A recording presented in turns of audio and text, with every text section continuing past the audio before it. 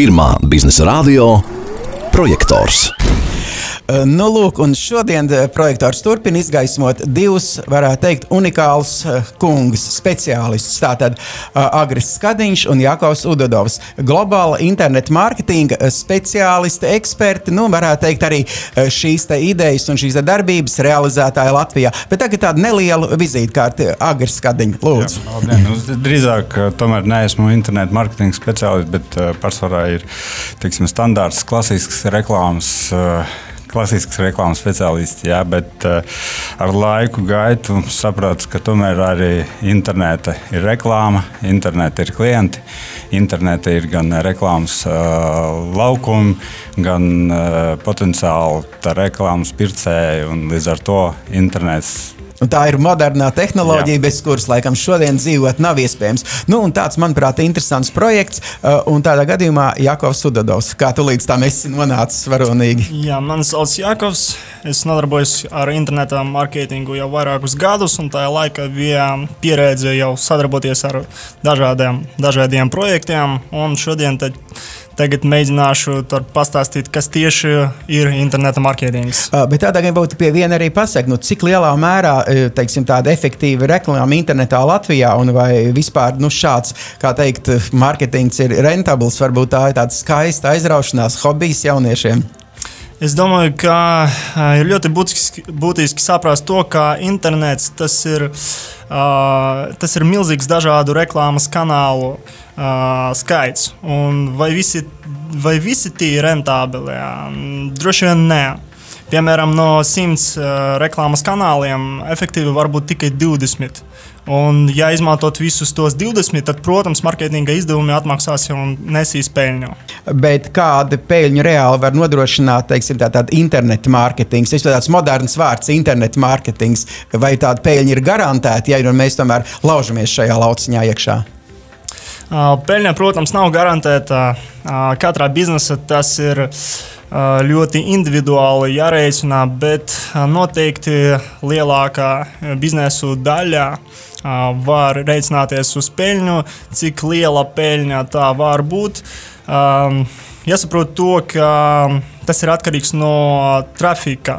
Cik daudz apmeklētāju mēs varam organizēt, lai tie apmeklētu mūsu mājaslapu.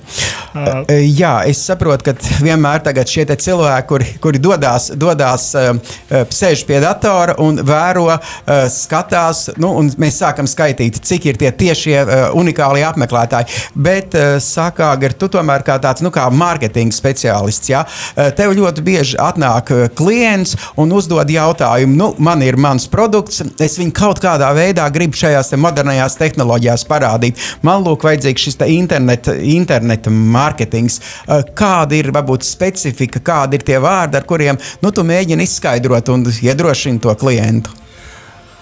Te galvenais jāsāk no gala, nevis no tā, vai tur klienti ir vai nav. Viņi tur ir jebkurā gadījumā, vai tur arī, teiksim, neliels internetu veikals, kur kāds specializēts, vai arī kaut kāds liels uzņēmums, kurām klienti potenciāli ir nevis fiziski, bet juridiskas personas. Tomēr, nu, juridiskas personas arī vārda rīkojas konkrēti fiziski cilvēki. Internetu mārketinga ieguvums galvenais ieguvums ir tas, ka tā peļņa var būt neprognozējama, bet viņa ir konkrēti saskaitāma. Mēs varam konkrēti pateikt, cik, kur un kāpēc tie cilvēki ir atnākuši. Un kad mēs zinām to analītisku daļu, ja, kad mēs sapratām, no kurienes un kāpēc nāk tie cilvēki uz jūsu mājaslapu, pērk jūsu produktu, tad mēs varam likt uzsvaru tieši tajā sāpes punktā, jā, un dabūt vēl lielāku ieguvumu. Un efektivitāti. Kas tā ir par atbildību pret klientiem? Nu, tas, man liekas, vispār ir, jā, tas ir sāls. Varbūt tad par šo atbildības līmeni šajā te jūsu projektā. Tātad lieta ir tāda, ka mēs atbildam par savu rezultātu. Tātad mums maksā cilvēki un uzņēmēji nevis par to, ka viņu reklāmā vienkārši kaut kur atrodas, bet viņi maksā mums naudu tikai par to, kādu rezultātu mēs atnesam. Kas tas rezultāts ir? Tas vienkārši ir potenciāli klienti, kas atnāk viņiem no interneta. Tas, piemēram, ir interneta veikals, piemēram, lai tā būtu pavisam vienkārši saprotami. Ja? Tas nozīmē to, kā tas īsti darbojās. Bet ir taču arī marketinga komanda tajā internet veikala firmā. Jūs viņiem vēl laikam palīdzēt nevariet. Tas ir no viņiem atkarīgs. Mēs nekādā gadījumā mēs negribam viņus aizvietot. Pirmām kārtām, jā, mēs nepiedāvājam, teiksim, jo uzņēmumam, izņemot internetu marketingu un konkrēti mūsu darbība, ir arī citas aktivitātes, kuram tā komanda ir nepieciešama, tā kā mēs nekonkurējam ar viņiem. Ja, drīzāk mēs akcentējam, jo katram uzņēmumam, katram veikalām vai firmai ir kaut kas, uz ko var uzsvērt. Ir kaut kāds primārais produkts, ir kaut kāds, teiksim, virzības pamats, jā, uz ko viņš stāv. Un, teiksim, mūsu gadījumā, jā, mēs vairāk laikam orientēt uz kaut kādām īpašiem piedāvājumiem, uz akcijiem. Un runājot par mūsu atbildības līmeni, jo šobrīd daudzas firmas piedāvā reklāmu internetu tā, kā mēs jums organizēsim, mēs nodrošināsim, mēs tur skaitīsim un tā tālāk, bet viss tas notiek par klienta naudu. Šajā gadījumā viss tas notiek par mūsu naudu. Un līdz ar to mēs ar mūsu naudu, ar mūsu ieguldījumiem, internetu reklāmu nodrošinām to atbildību, ka klients neriskē ar savu naudu, ar to, cik mēs esam profesionāli, cik nē, bet viņš maksā tikai par tiem zvaniem vai pieteikumiem, kuri līdz viņam ir nonākuši.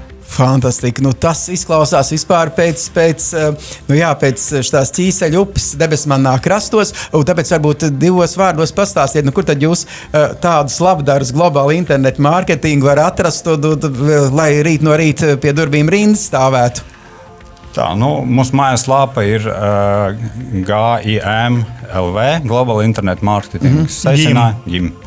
Un telefona numurs ir 22-51-22-15. Bet, ja mātei Googlē iesit šo te globālu internetu mārketingu, jūs arī varat atrast, vai tur kaut kāda amerikāņu firma vai kaut kas cits parādīsies, vai jūs, kā jums ir īsti esat mēģinājuši? Tas ir Latvijas uzņēmums, Latvija dibināts SIA.